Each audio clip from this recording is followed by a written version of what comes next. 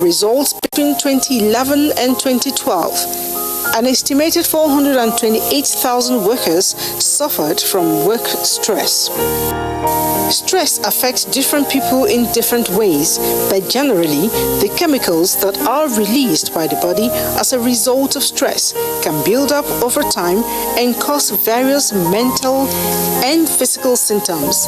These include irritability, anger, depression, anxiety, food cravings, lack of appetite, headaches, sleep difficulty, and the list is endless.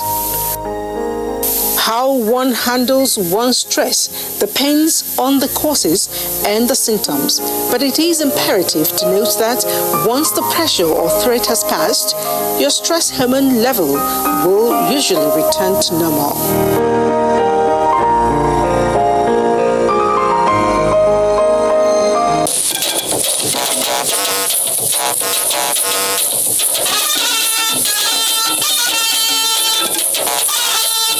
NTA News. When the news breaks, we mend it and present it without blemish. NTA News, authentic and authoritative.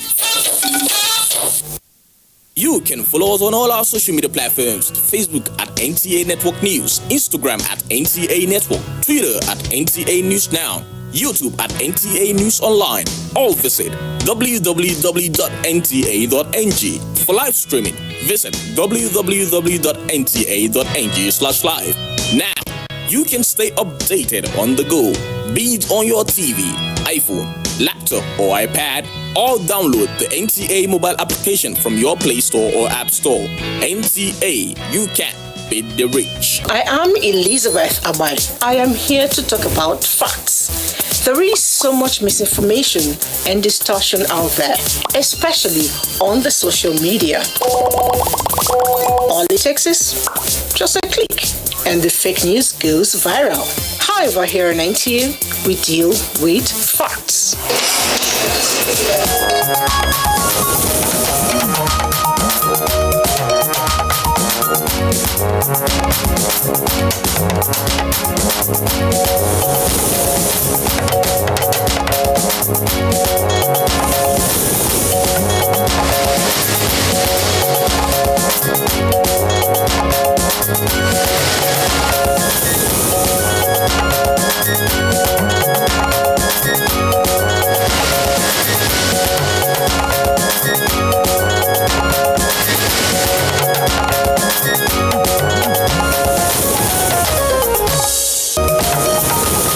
United Nations commend President Muhammadu Buhari on Kankara rescue.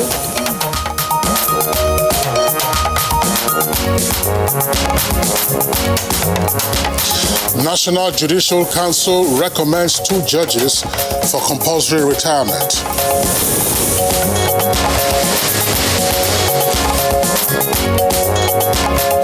And towards meeting January 2021 train operations deadline from Apapa Port to Ibadan, Minister of Transportation Rotimi Amechi inspects progress of work.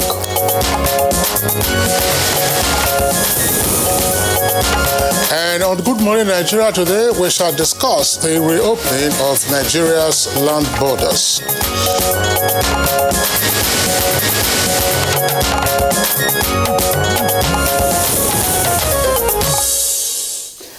All right, so Nigeria consumes about 2 million tons of poultry meat annually, with 70% of the products smuggled into the country. Now, those are figures before the closure of our land border with neighboring countries. That's right, Claire. Now, the figures you've just mentioned are replicated with regard to other products or agricultural produce as smugglers engage in illicit activities of smuggling in contraband into the country and thereby perpetrating economic sabotage, which of course is detrimental to the nation's economy and development. Indeed, Kingsley, and of course the widespread insecurity arising, from the large catch of arms and light weapons smuggled, from time to time into the country and intercepted through the same land borders. Also, is a weighty issue for the country, and of course we wouldn't fold our arms and watch that, development persist. Certainly, Claire, and so in August 2019, that was last year, and for 16 months, the federal government closed Nigeria's land borders to surmount those challenges confronting its economy and security. Now, the 16 months of land border closure saw the nation witnessing the hues and cries from different quarters over the burden cast on users and of the land corridors and gateways. Of course, adding that this is an attempt to stifle business or discourage manufacturers from selling their goods. Kingsley, of course, the issues that came up.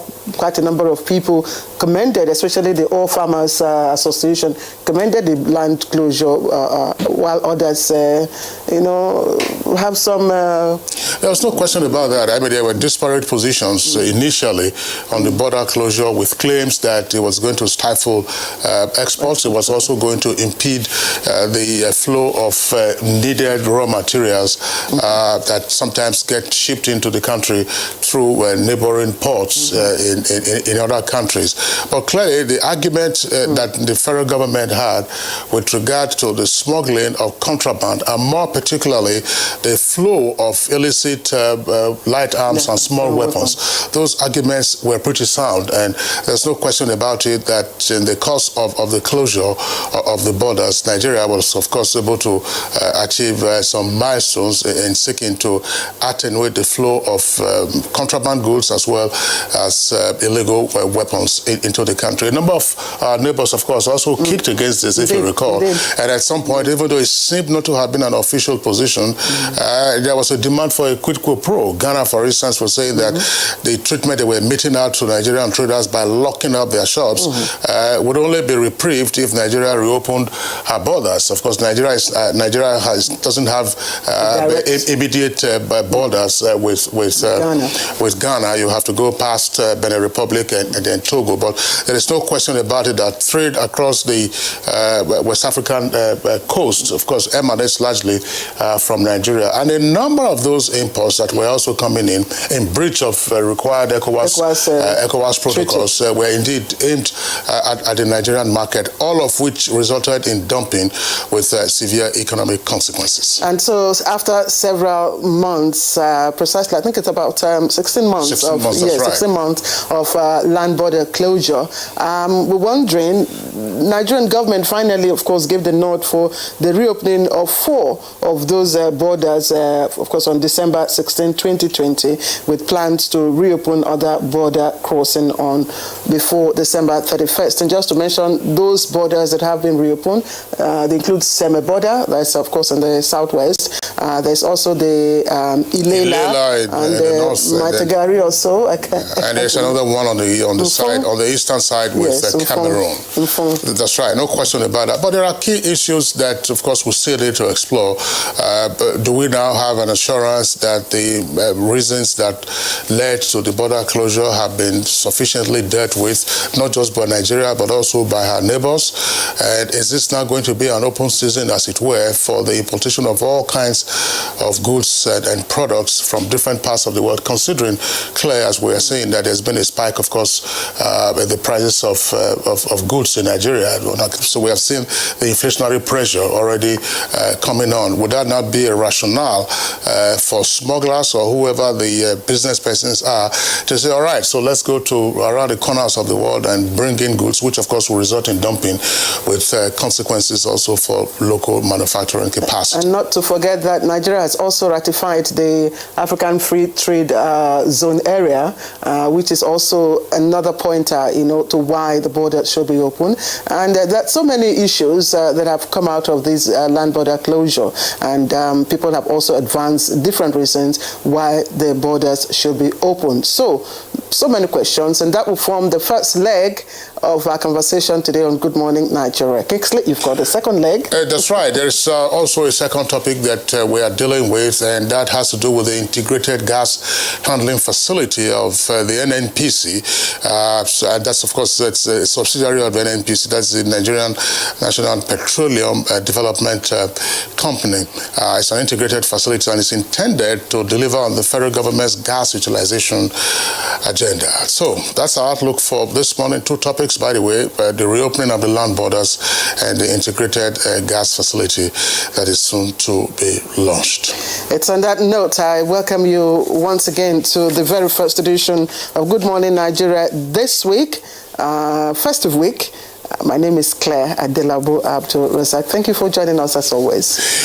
And I'm Kingsley Osadolo. I join my colleague Claire to also welcome you to the program. We're live as always on the network service of the Nigerian Television Authority, and we're broadcasting from our Abuja headquarters studios. We have our regular complimentary segments, and this include business and newspaper review. Let's now join Nolene Lebelame for the highlights of the morning news. Good morning, Nolene. Good morning, Kingsley and Claire. Good morning, Nigeria. Here is the news. We begin the news with attempted kidnap of some Hizbrahim Islamia students. Security operatives foiled the attempt to abduct 80 pupils of an Islamia school in Mahuta village of Dandume local government area of Katsina State. The Katsina Police Command says security agents are still searching the forest for possible arrests of the bandits who escaped with bullet wounds. All the rescued pupils have been handed over to their parents. And I directed the area commander Funtua to mobilize available policemen with him, POF-ADA, PMF men, the military, and then the vigilante men. So they gave them a hot chest, and in the gun battle that ensured they were forced to abandon not only the 4 people they earlier kidnapped at Tampaure, and the cows also they stole. Okay. They also, in the confusion, could not go along with those puppies from that Islamia school. Okay. And all of them were rescued. In the meantime, the United Nations has commended the efforts of the Buhari-led administration in the rescue operations that led to the release of the abducted Kankara schoolboys. The UN Secretary General Antonio Guterres said this in a message released by his spokesperson to the United Nations in New York. On the 17th of December, of some of the children who were abducted from a secondary school in Katsina State, Nigeria, on the 11th of December, he commends the swift action taken by the Nigerian authorities to rescue the children and calls for the immediate and unconditional release of those who remain abducted. He stresses the importance that the released children and their families are provided with the necessary health and psychosocial support. The Secretary General calls for increased efforts to safeguard schools and educational facilities in the country and reiterates the solidarity and commitment of the United Nations to supporting the government and people of Nigeria in their fight against terrorism, violent extremism, and organized crime. Similarly, the front-runner for the Director General of the World Trade Organization, Ngozi Okonjo-Iweala, also described the return of the schoolboys as a wonderful news, adding that it is time to revive the Return to Safe School initiative, implemented comprehensively to protect the Nigerian children. The Nigerian army has continued its build-up to confront all threats to Nigerian internal and external security.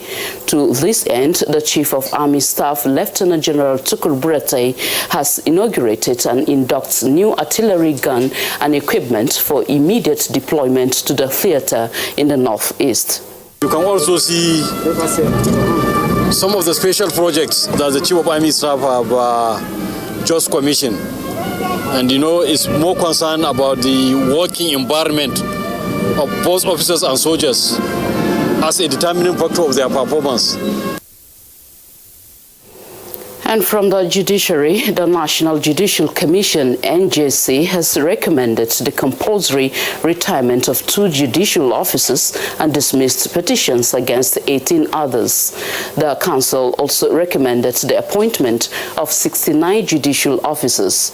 The 2 officers recommended for compulsory retirement are Grand Qadi Shuaibu Talba, the Grand Qadi of Yobe State, and Justice Abdul Karim Babatunde Abdurazak of Osun State High Court. Both were recommended for retirement following petitions against them alleging falsification of age and dates of birth. Council also considered the report of the interview committee and recommended the appointment of 69 judicial officers as heads of court, judges of High Court of States, Qadis of States, FCT Sharia Courts of Appeal, and judges of the customary courts of appeal.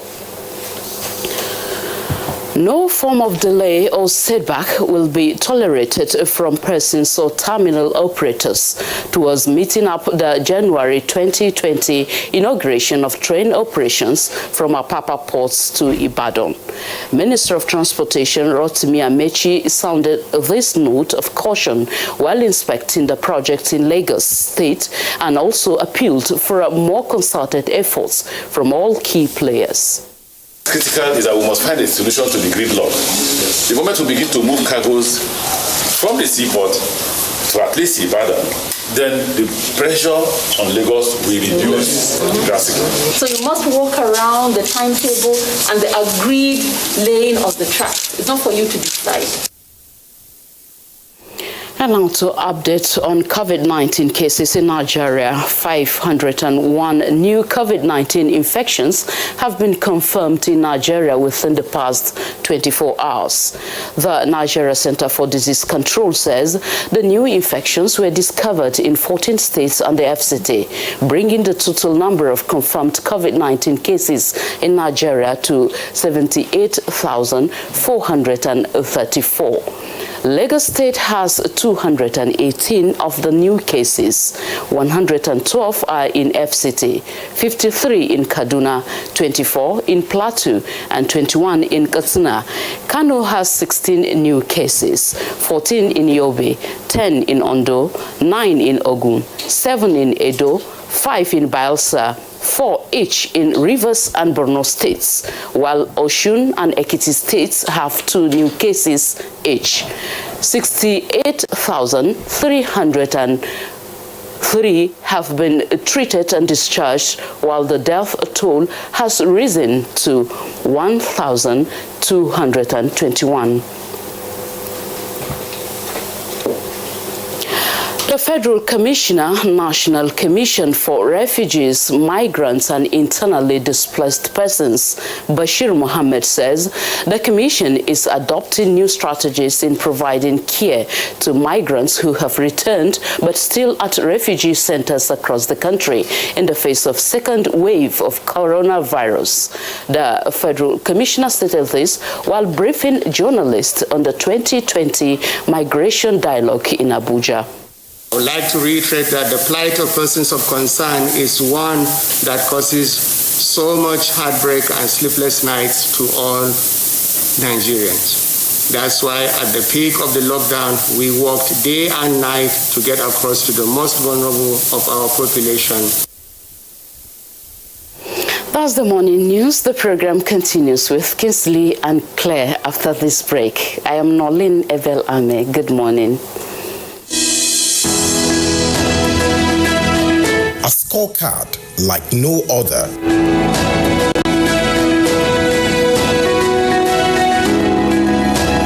Government has put in place measures and initiatives principally targeted at youths, women, and the most vulnerable groups in our society. These included broad plan to lift 100 million Nigerians out of poverty in the next 10 years. The creation of 75 billion naira National Youth Investment Fund to provide opportunities for the youths and the Micro, Small and Medium Enterprises Survivor Fund, through which government is A. Paying 3-month salaries of the staff of 100,000 micro, small and medium enterprises. B. Paying for the registration of 250,000 businesses at the Corporate Affairs Commission. C. Giving a grant of 30,000 naira to 100,000 artisans and guaranteeing market for the product of traders. These are in addition to many other initiatives such as farmer money, trader money, market money, N-Power, N-Tech, and N-Agro. These and more in spite of a recession and a global pandemic.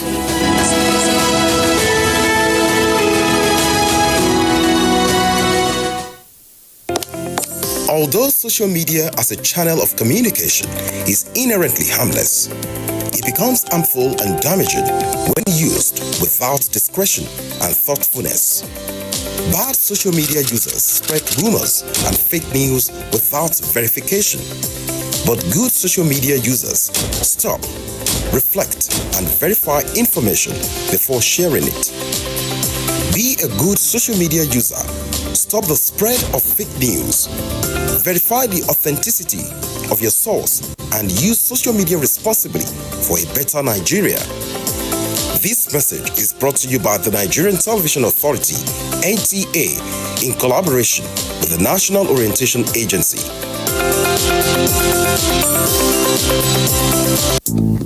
You clean your teeth every morning, but that fresh breath feeling just doesn't last. The answer?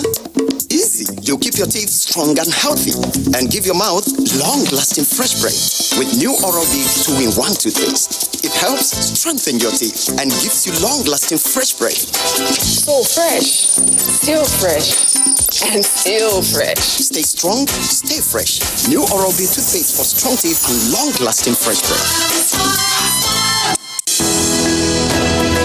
The counsel of our fathers. My advice to these young people is please do not take us back to those harrowing days. You probably do not know what it is. Nigerian youths, let's build our nation together.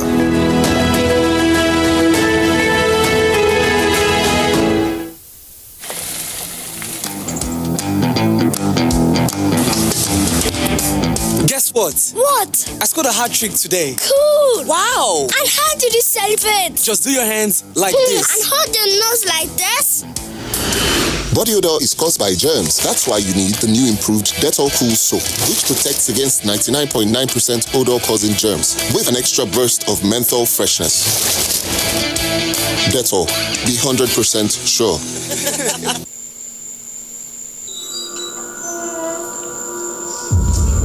Life can be very eventful.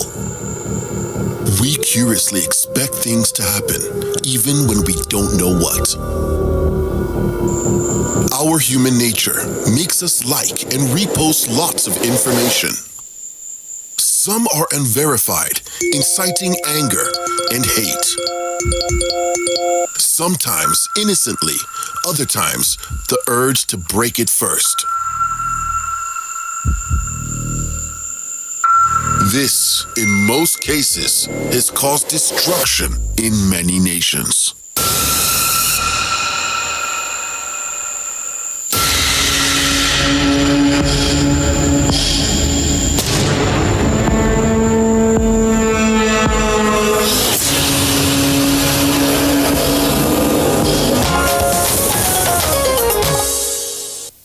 Watching Good Morning Nigeria on the network service of the Nigerian Television Authority. It's time for business news, and here is our correspondent, Chimobi Watanaji.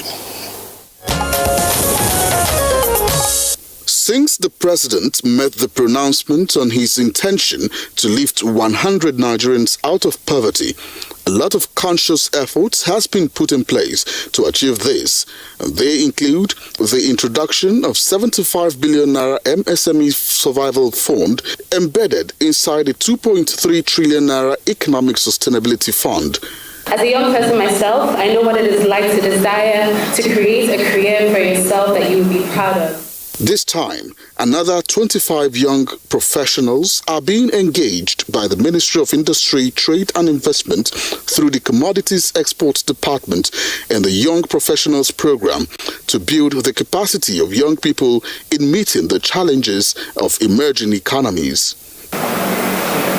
The CEDYP is designed for young officers in the department who have proven potentials and have passions for national development, passion to be mentored, and can acquire relevant professional experience that will aid them to grow into impactful leaders.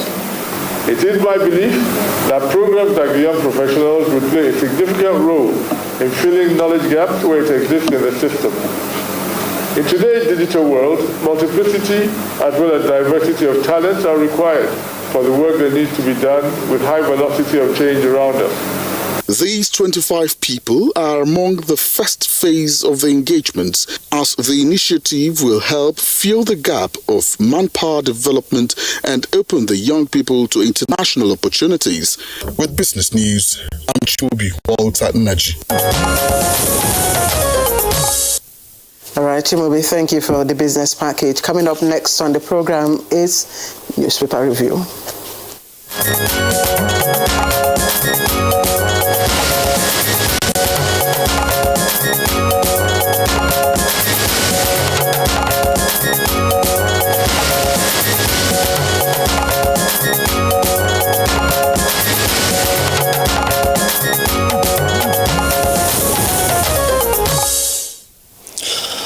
All right, it's time for Newspaper Review, and Bayo Atoyebe, our Newspaper Reviewer, is right here with us in the studios. Bayo, good morning and welcome.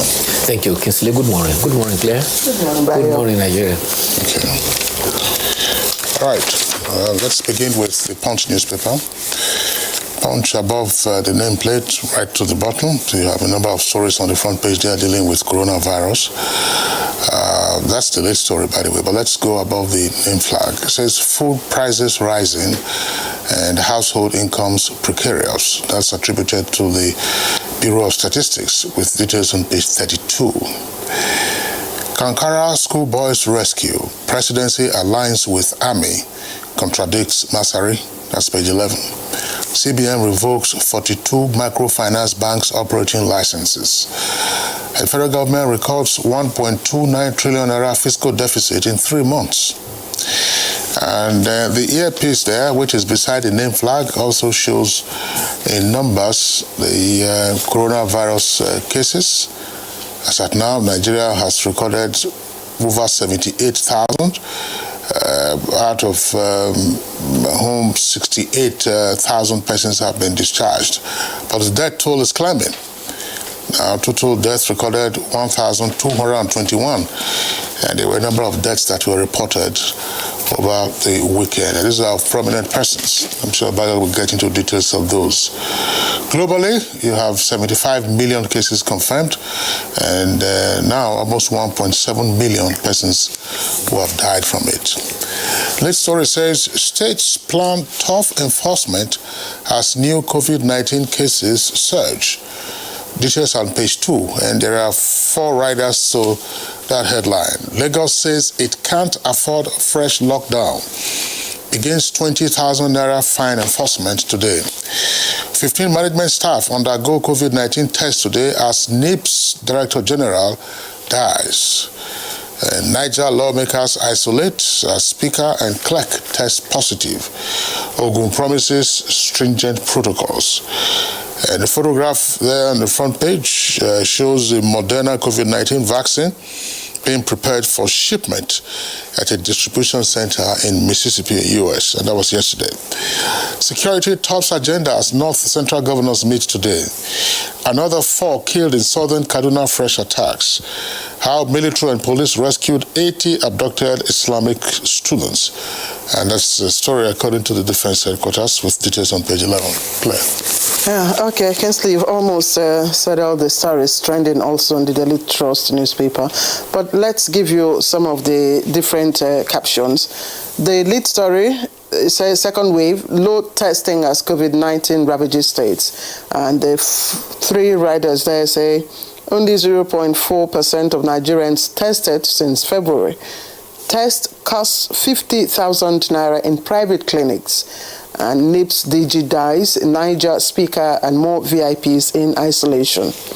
And the picture story of the rescued students of Hizburahim Islamia School at Mauta village in Katsina.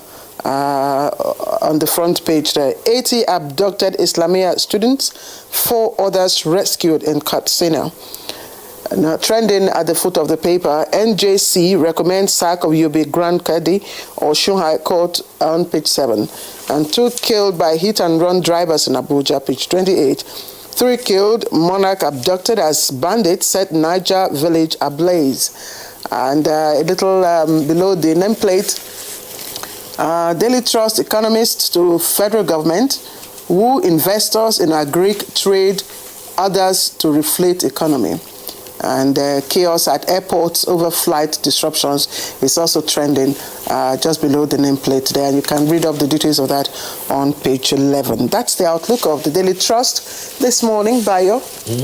Well, let's start with the human interest story about the 80 Islamia peoples who were returning from their Maulud Nabi celebration, and they were abducted at Ongwer Al-Kasimu. They were heading towards Dandume. Upon receiving the distress call, all security were alert. The police, DPO mobilized his men, the army, the operations Povada were there, and Sharandaji. So also were the vigilante group. And this is what everybody's been saying. When there is cooperation, success becomes a lot more easier. They dislodged the bandits and rescued the 80 Islamic peoples who were coming. Earlier, the bandits had actually abducted 4 persons and 12 cows in the Funtua village, Dambaure village. They were all rescued. And such parties have followed them up in a mop-up operation. Meanwhile, it's no longer news that the 344 students of GSS Kankara rescued have returned to their families. Parents hugged and cuddled their wards when released to them. One parent, Alaji Isa Kankara, said, "We remain grateful to Allah and all who contributed." When he was out on whether his son will go back to school, he said, "What happened to students was destiny. It could have happened to them anywhere." Another, Madam Abubakar Zaria, had 2 students among those that were abducted. He said he relocated from Zaria to Kankara and remained there until they were invited to Katsina. On their return to school, he said, well, education is very paramount, and therefore he will not hesitate for them to return if adequate security measures are taken to safeguard their security. Parents were asked to identify their ward on the photo parade at the JSS Kankara before they were advised to proceed to Katsina. Upon identifying the student will confirm that this is my parent before they were released to them, and the hugs and cuddling began.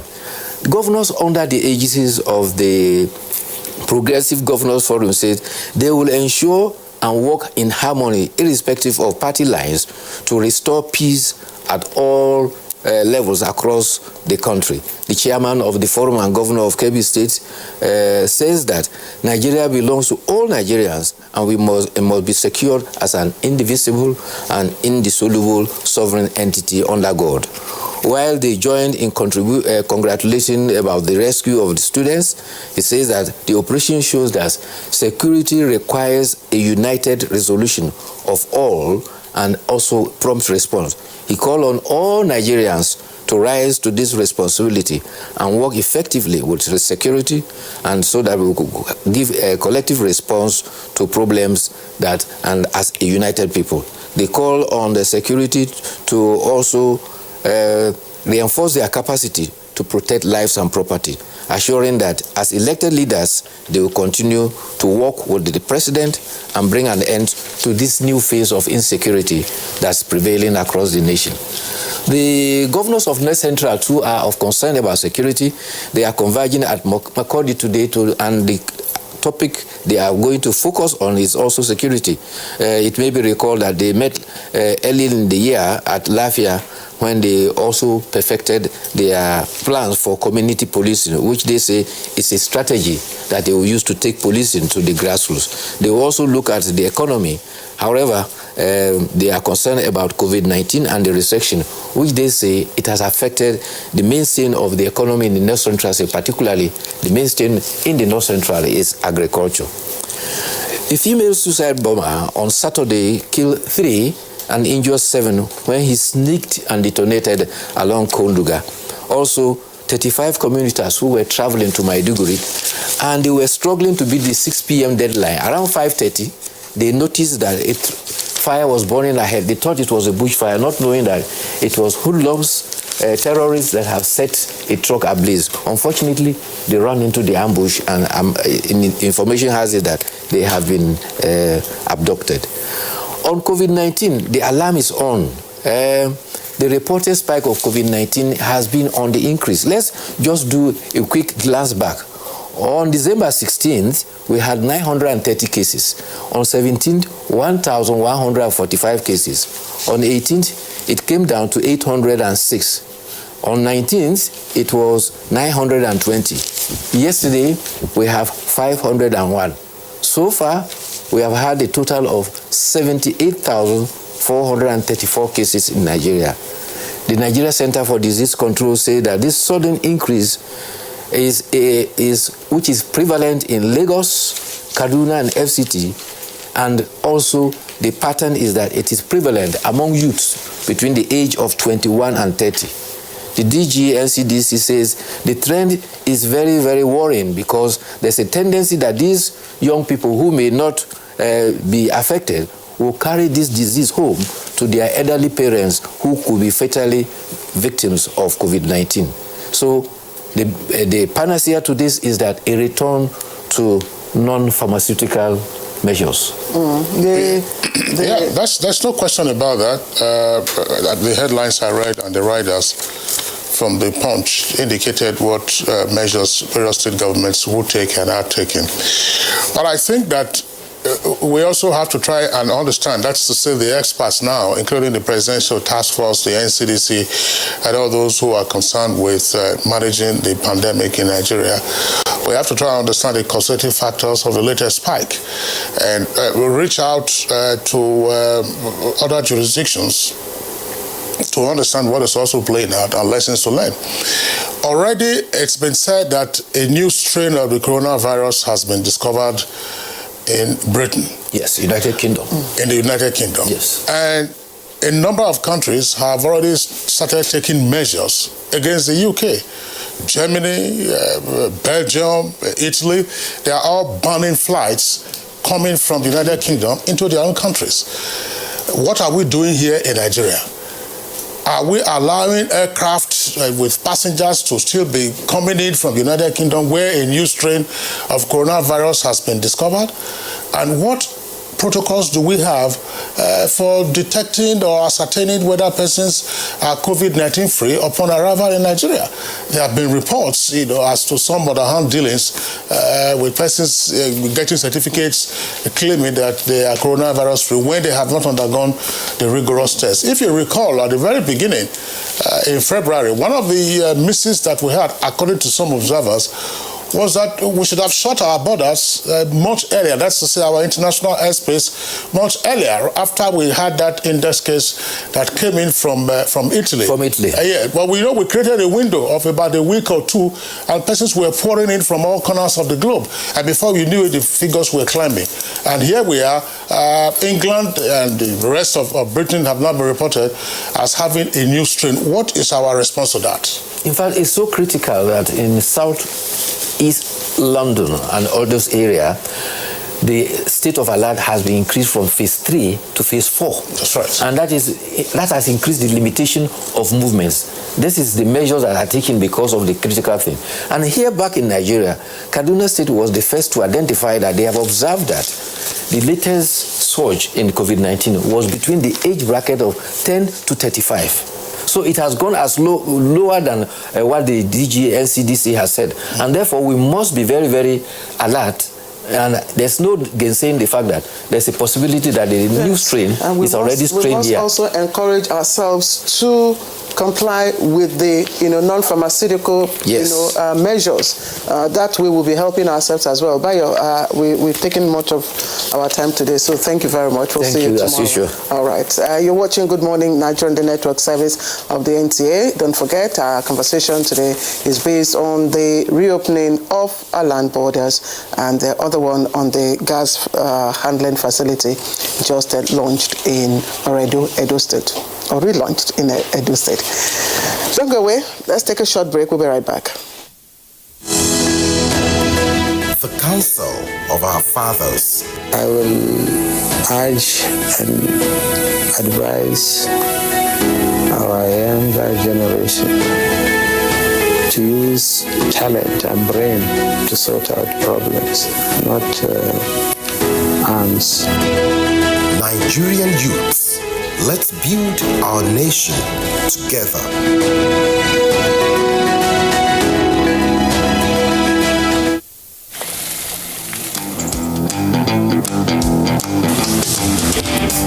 Guess what? What? I scored a hat trick today. Cool. Wow. And how did you celebrate? Just do your hands like this. And hold your nose like this. Body odor is caused by germs. That's why you need the new improved Dettol Cool Soap, which protects against 99.9% odor-causing germs with an extra burst of menthol freshness. Dettol, be 100% sure. Nigerian youths are about the greatest assets the country has at the moment. It is therefore not surprising that the administration of President Muhammadu Buhari is strategically responding to the yearnings of the youth through multiple projects and programs. Youth entrepreneurship support years by Bank of Industry, the Youth Investment Fund by the CBN, and several other conditional cash transfer programs. Recruitment of 774,000 social workers, majority of whom are youths, and so many other projects that are beneficial to youths directly or indirectly. If the administration can do all this, definitely with a degree of patience and time, it can achieve more. Nigerian youths must come together to say no to terrorism, no to vandalism, and no to all disruptive tendencies. Hashtag Youth for Greater Nigeria. Pacifying the youths, unifying the nation. In my house, we may look alike, but we are very different individuals. My adorable twins, they look so alike, but they don't like wearing the same things. And my little man, I had to find out the hard way because I've been trying to teach him my way. He loves to learn his own way because doing things his way is more fulfilling. Everybody believes their way is best. That's why Golden Penny Pasta is our favorite meal because due to its non-stickiness, it allows me to satisfy everybody just the way they want it. Golden Penny Pasta, made with durum wheat, is tasty, nutritious, a source of protein and fiber, and non-sticky. So you can cook, serve, and eat your pasta just the way you like it. Go on and enjoy your Golden Penny Pasta the way you want it. With Golden Penny Pasta, your way is best. These days, people get their news and information from more media sources than ever before. Some of the news and information given are fake, unverified, doctored, and manufactured to create confusion, stir disaffection, and cause disunity. Before you believe or share any news, ask yourself, is this real? Is it from a credible source? Is it verified or verifiable? Fake news is dangerous. Whether you do it for fun or for political gains, real people can get hurt. Fake news, don't create it, don't spread it. This is a public service announcement from NTA. Do you know that 35% of every girl child and women are raped on daily basis? Some are killed in the process, some take their lives in shame, others remain emotionally dead for life. It is sad. This culture is not art, definitely not African. How did we allow bad culture to infiltrate and take over? Even if you lack fear for the law, what of fear of God? And you, why do you cover up rape acts when it happens? Remember, a problem shared is a problem half solved. Never cover any rape act because a rapist is a murderer. It could be you or your loved ones next. Women must be treated like the prize giant they are. Say no to rape.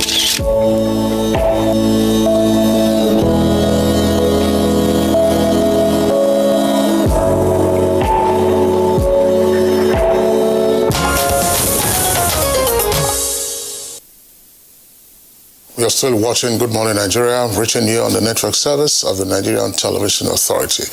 Now, before we get ahead with our conversation on the reopening of Nigeria's land borders, let's listen into this report put together by our economic correspondent, Kunle Adeyeye.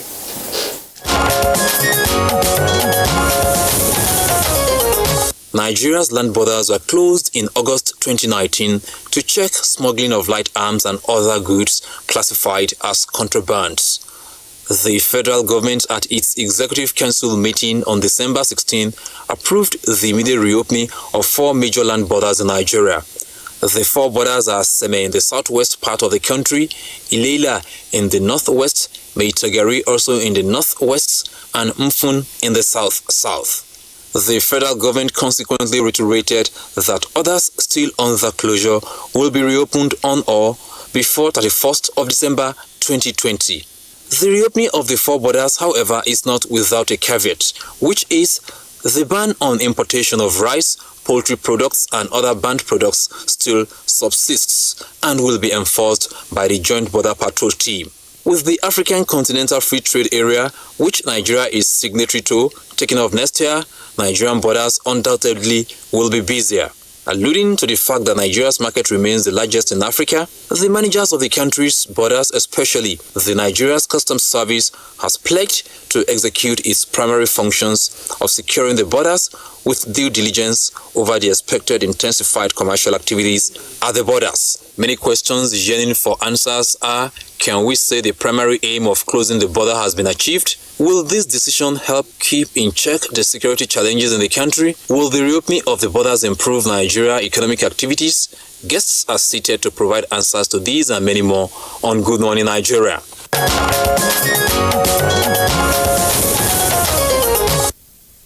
All right, Kunle Ade, you're giving us a background report to kickstart our conversation. All our guests are ready, so let me quickly introduce all of them. Let me welcome Zainab Ahmed, Minister of Finance, Budget and National Planning, joining us via Zoom. Honorable Minister, thank you for joining us this morning on the program. Morning, Claire. Good morning, Nigeria.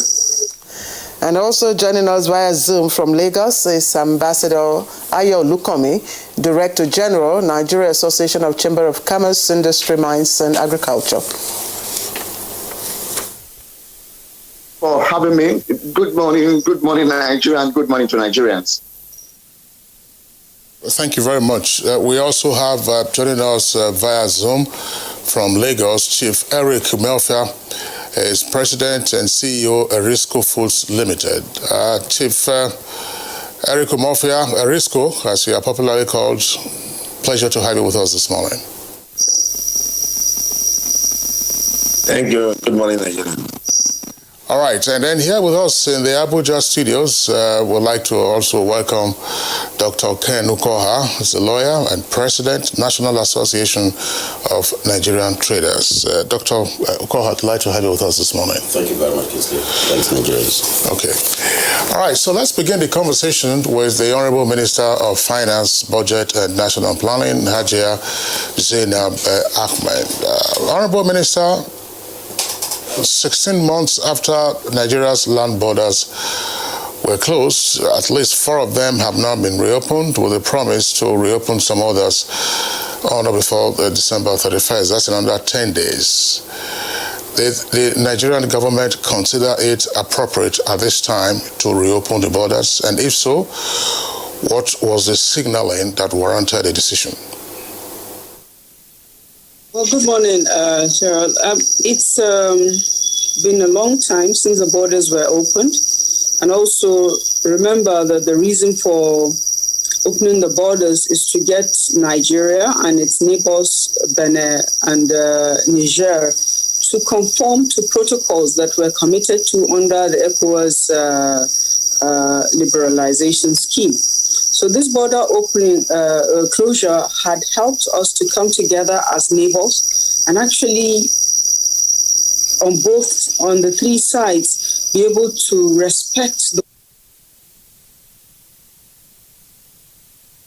reduce the incidence of the human trafficking, bringing of light arms, and also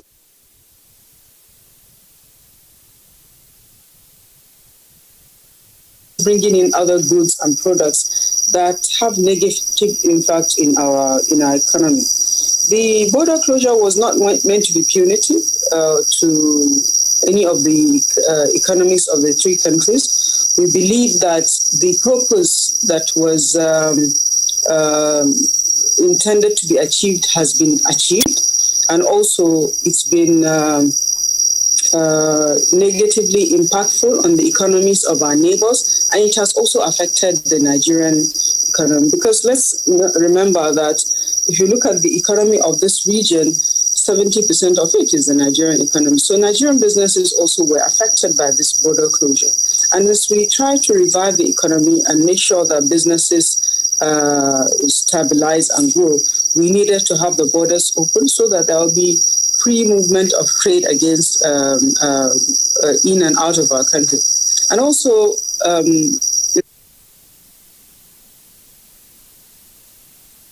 and the African Continental Free Trade Zone Agreement that we also assented to, which will take effect, by the way, 1st January 2021.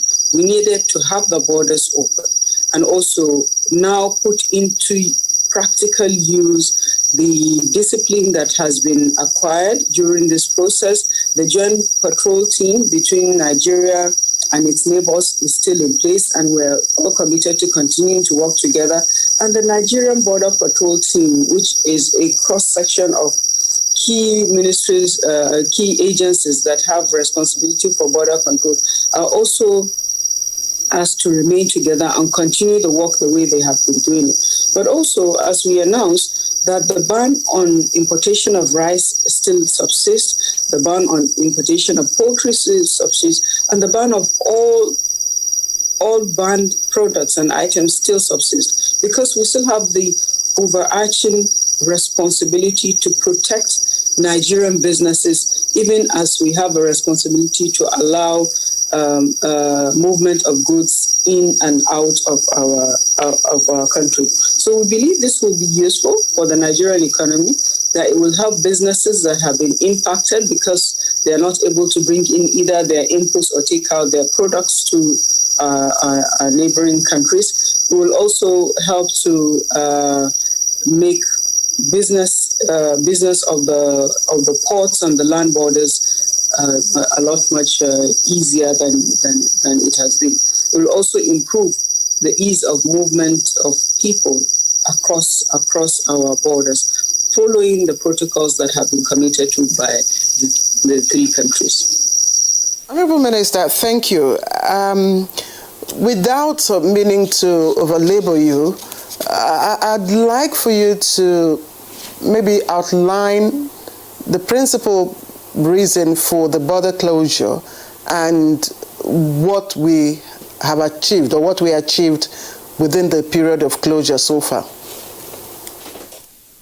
Why was the border closed? The border was closed to enhance our capacity to curtail the prevalence of illegalities around our borders, and also to be able to positively impact key sectors of the Nigerian economy, especially the oil and gas sector, the agricultural sector, but also industry and a few others.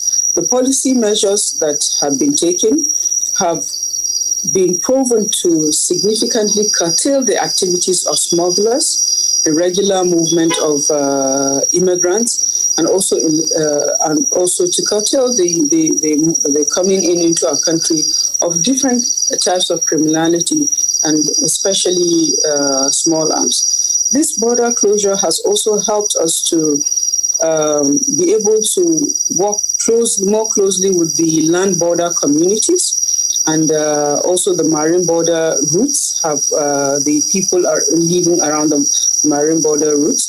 The overriding benefits of the effectiveness of the border control to economic development and national security is very, very significant. But the importance of it has to do with the importance of the sovereignty of our country, because our country was threatened by a lot of this illegal and irregular movements across our borders. The benefits that have been achieved, initially we had seen some surge in terms of revenues, collections by the Nigerian customs, but that went down because that was never the intention, it was just consequences. But there was significant reduction in the imports of, in the illegal entry of people, illegal entry of small arms, and especially illegal entry of drugs, illicit drugs that is causing a lot of havoc to our country. We have produced, the president set up a committee which I chair with my colleagues, ministers of foreign affairs, interior, and trade, industry and investment, but also immigration and the Nigerian Customs Service. And our advice to Mr. President is that these borders should be open, that the purposes for which the borders were closed have been largely achieved, and also that we needed to respect the ETLS protocols, the ECOWAS protocols that we committed to on free movement of trades, and also that the AFCFTA is coming on stream on 1st of January, and we have also assented to it, which means we've committed to have our borders open. And remember that Nigeria is the most industrialized region within this ECOWAS scheme. And we have up to about 2,500 indigenous companies with about 7,000 products. And the estimate that is made is about 60% of the total number of companies under the scheme have been affected by this border closure. So we needed to have these borders open so that businesses can go back to operating more normally, and we recommended Mr. President to have, first of all, agree that the four major land borders be opened, and they have been opened already, but that by 31st of December, all of the remaining borders need to be open. But also we are going to intensify the diplomatic efforts that we have been undertaking to make sure that there are there's no undue strain between ourselves and our borders, and that the joint border patrol teams that we have with our neighbors remain operational and functional, as well as that each of the three countries has committed to enforcing the conditions that have been agreed prior to the reopening of the borders. On our own part, we are sustaining the Operation Swift Response, which is this joint interagency teams that we put together that will be continuously patrolling the borders, and also special effort to make sure that all major identified illegal borders are also manned and patrolled. We are using a technology that is called the meters to be able to process movement of goods and people across our country. And then also we're strengthening the government agencies that have this specific responsibility, and also supporting them with adequate funding so that they're able to carry out this joint border operations on an ongoing basis. Modern facilities is being provided to make sure that the control of the borders is not just manual, but that is also automated. That we are going to be using drones and other security devices to be able to support the agencies that have this statutory responsibility to man the borders more effectively and more efficiently, and also to secure our country and preserve its sovereignty. All right. Thank you very much, Honorable Minister of Finance. We're going to have to pause you now. We'll return to you in the course of the conversation. Let's come back now to our Abuja studios, where we will introduce Dr. Ken Ukoha, President, National Association of Nigerian Traders. Ken Ukoha, of course, has been involved with issues around the ETLS, that's the ECOWAS Trade Liberalization Treaty. It's also been involved with AFTA, that's the African Free Continental Trade Area Agreement, and was also on the committee set up on the heels of the closure of the borders involving 3 countries. So, Ken Ukoha, right time to reopen the borders, or are there nagging issues? Well, thank you very much. Thanks, Honorable Minister, for laying the entire, introductory aspect. Essentially, for also putting down factually the causative factors that led to the closure of the borders.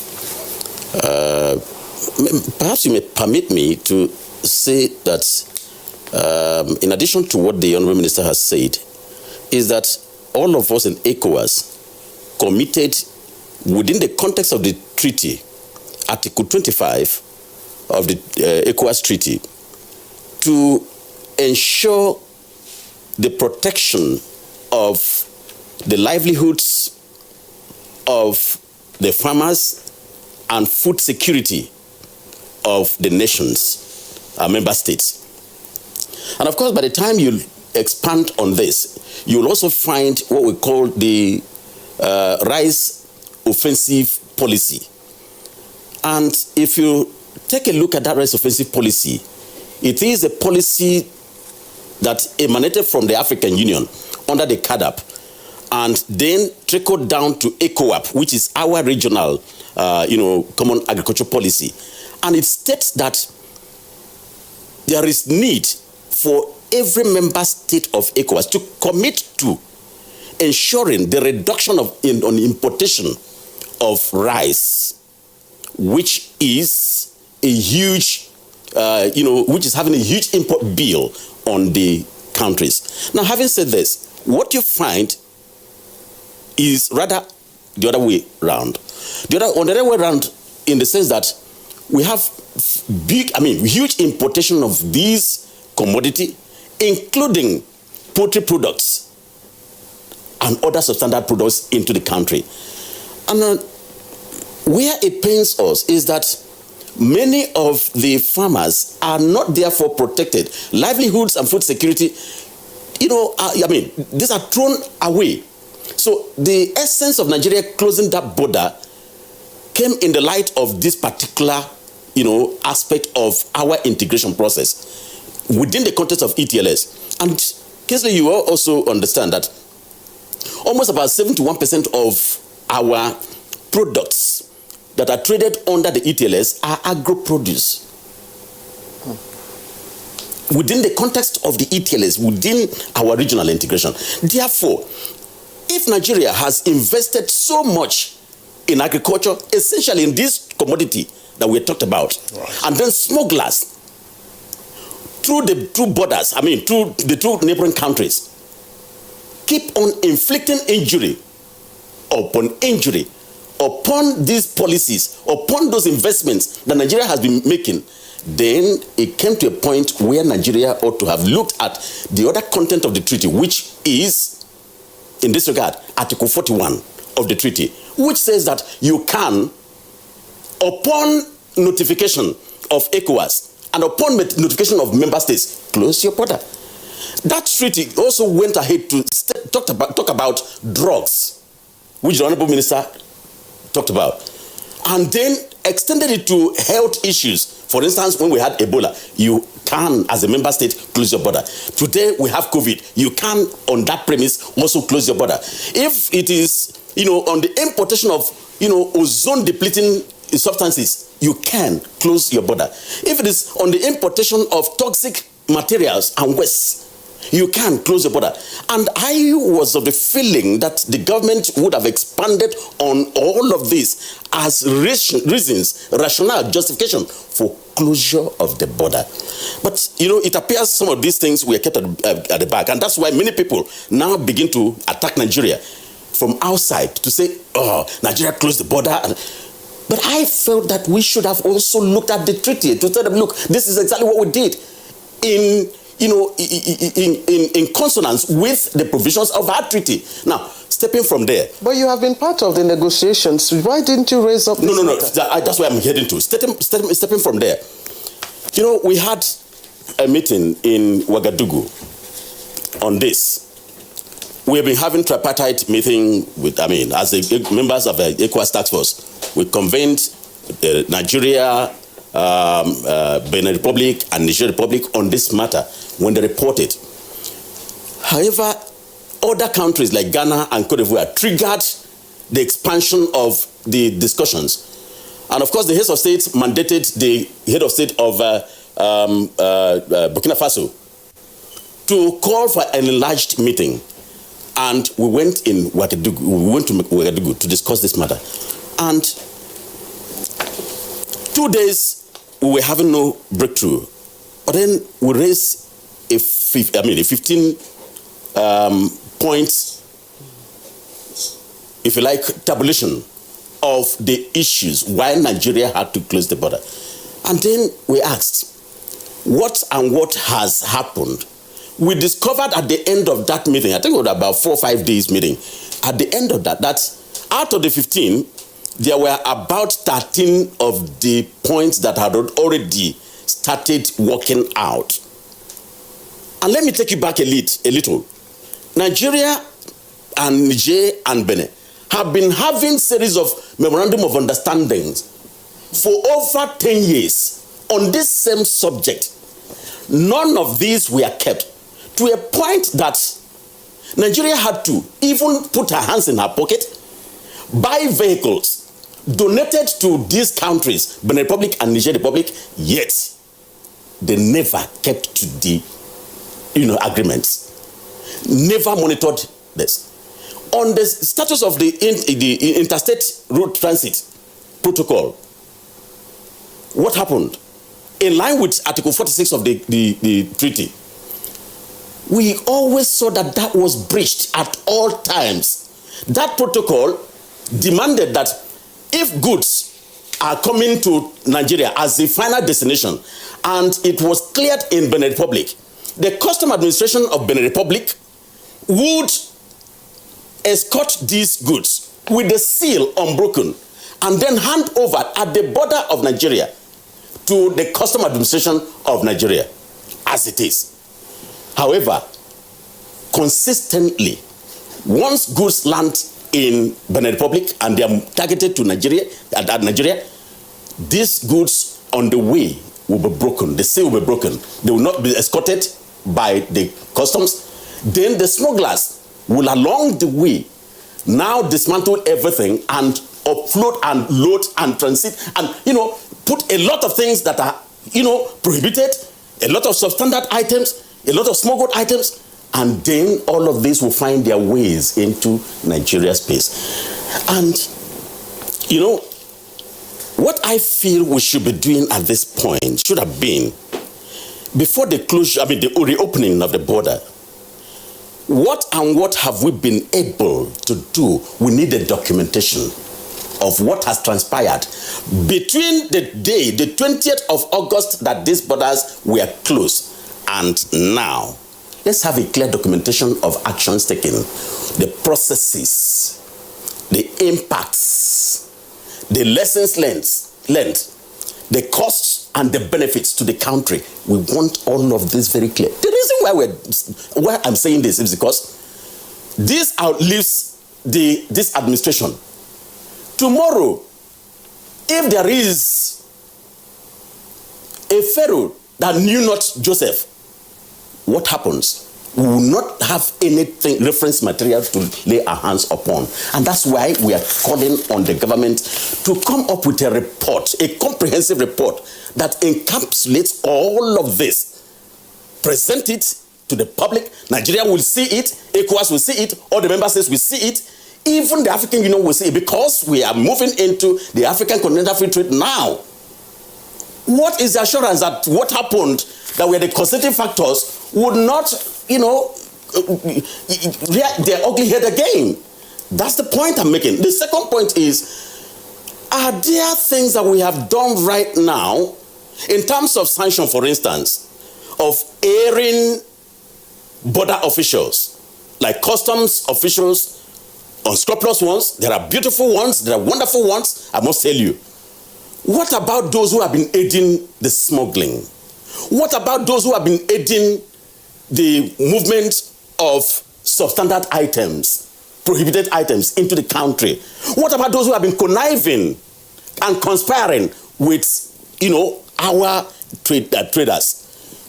What do we do? There are other things that I need to talk about when we come in. When Mr. President met with some of the governors, earlier on, to intimate them about the possibility of reopening the borders, he said, and I think the spokesperson, Garba Shehu, also emphasized it, and I want to quote, he said that the message had sunk in. The message had sunk in to the neighboring countries.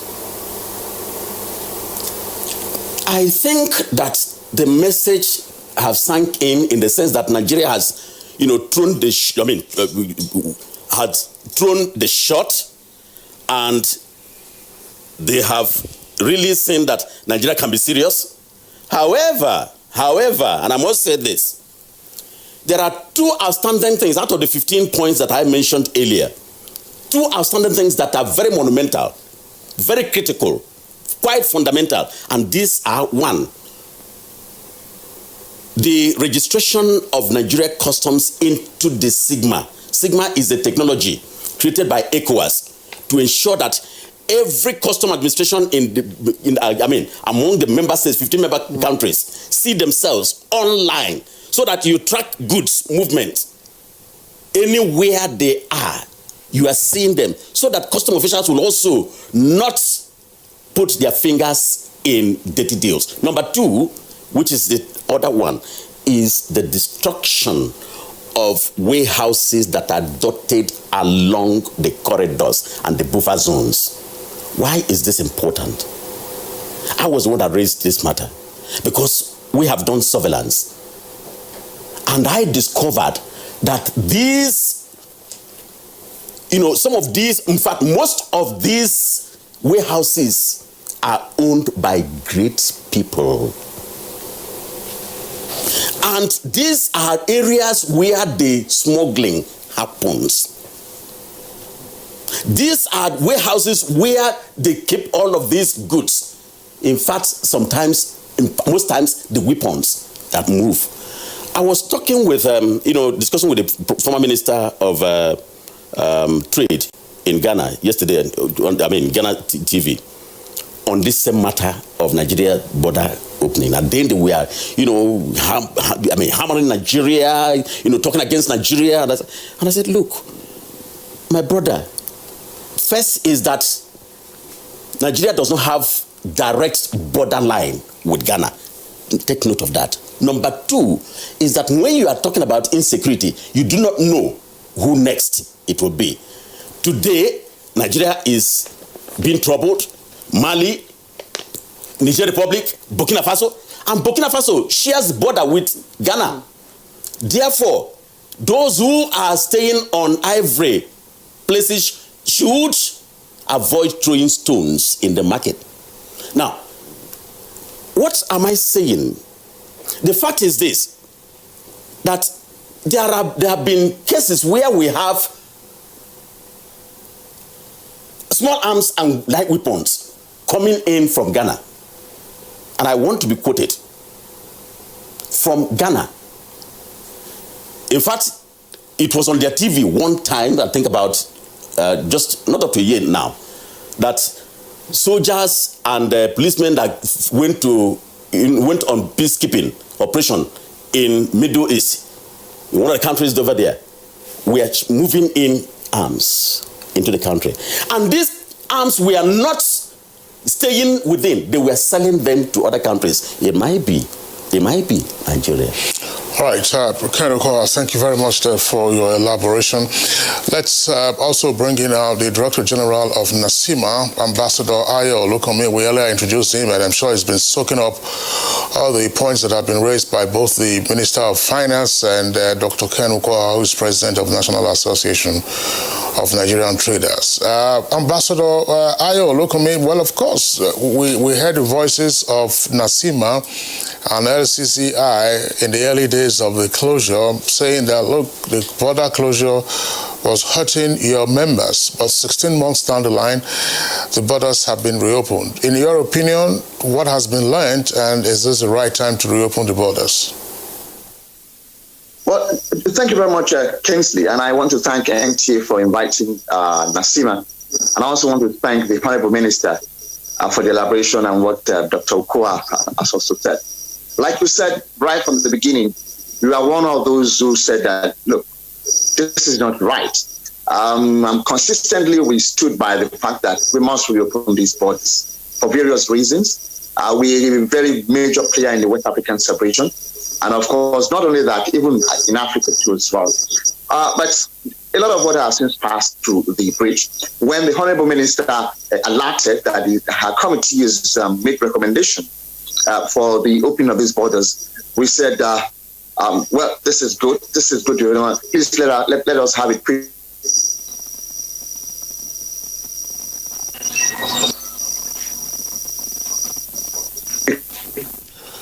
Well, it looks like we're having a freeze there with the connection. Ambassador Ayo Olukome, please continue if you can hear us. Am I still on?